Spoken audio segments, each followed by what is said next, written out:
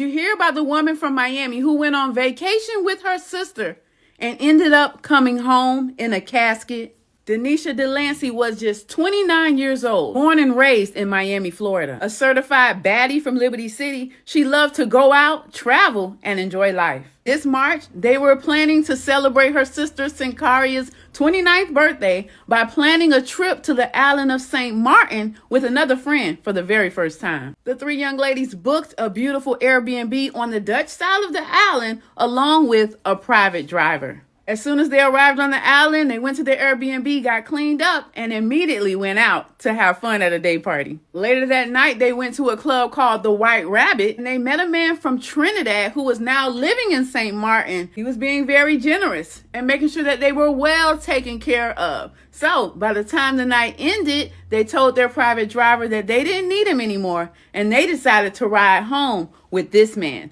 because he had also booked an Airbnb just a few doors down from theirs. When they made it back to the room, the birthday girl and their friend Sasha went inside, while Denisha decided she was going to hang out with the men a little bit more. The plan was for them to go back to his Airbnb and hang out, but instead he drove her back to the club, and Denisha never made it back to her sister again.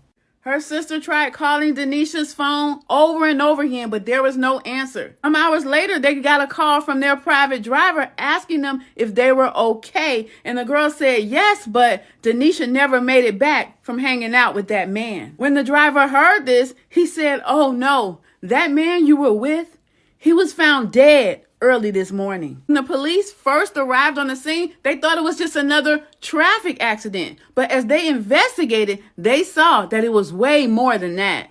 Inside the car, they found a male driver and a female passenger, and they were both unresponsive. But when they investigated further, they realized that the crash was not the cause of their deaths. Police learned that the driver, Quincy Damon Sylvester, was a local businessman who was also suspected of being a drug lord, and police believe this murder was a targeted hit to execute him. Police say they found camera footage showing that there were some unknown men following Quincy around the club all night long. These men allowed them to leave the club and go all the way back to the Airbnb, but when they returned, they took their shot and got their man. Denisha just happened to be with him. Denisha was laid to rest in Miami by her family, who continued to grieve the loss of their daughter.